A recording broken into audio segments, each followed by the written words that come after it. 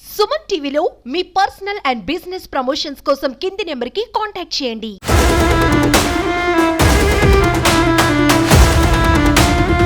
సైనైడ్తో క్షణాల్లో హత్య చేయడం వీరికి వెన్నతో పెట్టిన విద్య. వీళ్ళకి అప్పిచ్చారా? అయితే మీరు డేంజర్ జోన్లో ఉన్నట్టే. అప్పిచ్చిన వారి పట్ల అనురాగాన్ని ఒలకబోస్తారు, ఆప్యాయంగా ఆహారాన్ని అందిస్తారు. ఆ ఆప్యాయత అనురాగం వెనుక ఓ కుతంత్రం ఉంటుంది. అప్పులు ఎగ్గొట్టాలనో, బంగారు ఆభరణాలు దోచుకోవాలనో, ఆస్తులు కాజేయాలనో ఇలా ఏదో ఒక లక్ష్యంతో అంతులేని మమకారాన్ని చూపిస్తారు. వారి బుట్టలో పడితే ప్రాణాలు దక్కనట్టే. ఇలా ఒకరిద్దరు కాదు, ఏకంగా నలుగురిని హతమార్చారు. ఇదంతా చేసింది కరుడుగట్టిన కండలు తిరిగిన నేరస్తులు కాదు, సాధారణ ముగ్గురు మహిళలే.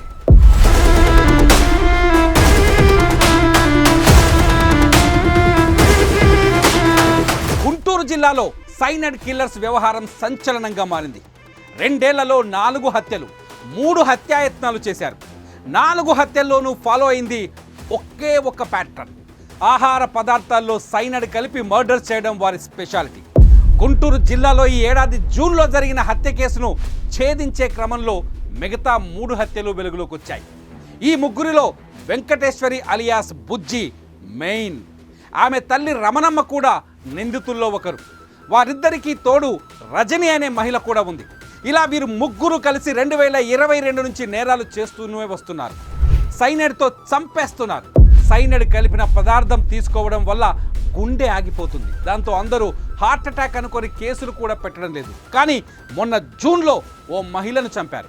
మృతురాలి కొడుకు కేసు పెట్టడంతో పోలీసు విచారణ చేపట్టారు. దాంతో అస్సలు నిజాలు వెలుగులోకి వచ్చాయి.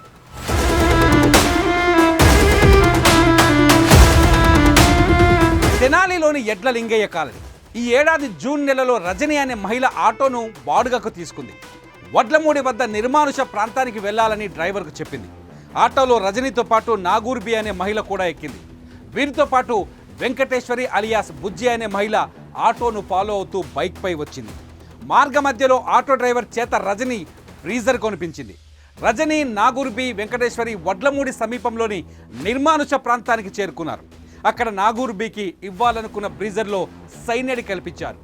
బ్రీజర్ తాగిన వెంటనే నాగూర్బి చనిపోయింది. ఆమె ఒంటిపై ఉన్న బంగారు ఆభరణాలు తీసుకొని ఇద్దరు మహిళలు అక్కడి నుంచి వెళ్ళిపోయారు. అయితే నాగూర్బి మృతిని అనుమానాస్పద మృతిగా కేసు నమోదు చేసుకున్న పోలీసులు దర్యాప్తు మొదలుపెట్టారు. ఆటో డ్రైవర్ను విచారించగా రజని అనే మహిళ ఆటోలో వచ్చినట్టు డ్రైవర్ చెప్పాడు.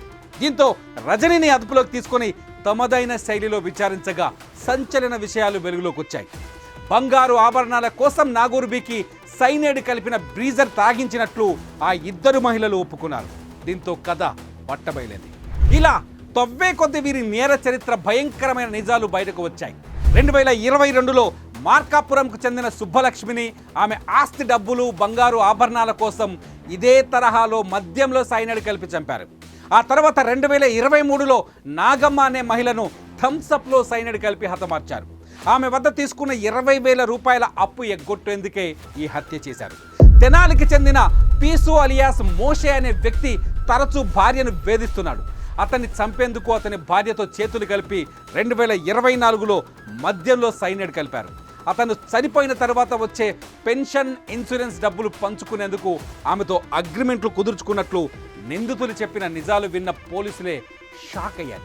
అయితే ఇందులో ట్విస్ట్ ఏమిటంటే నిందితుల్లో వెంకటేశ్వరి అనే మహిళ కాంబోడియాలో నేరాలు ఎలా చేయాలో అనే దానిపై స్టడీ చేసినట్లు తెలుస్తోంది. మొత్తానికి సైనైడ్తో హత్యలు చేసి దర్జాగా తిరుగుతున్న సీరియల్ కిల్లర్లను పోలీసులు అదుపులోకి తీసుకున్నారు. అప్పిచ్చిన పాపానికి 4 ప్రాణాలను తీసిన కరుడు గట్టిన ముఠా ఇప్పుడు ఊచలు లెక్కిస్తోంది. ఇక వీరికి సైనైడ్ విక్రయిస్తున్న కృష్ణ అనే వ్యక్తిని కూడా పోలీసులు అదుపులోకి తీసుకున్నారు.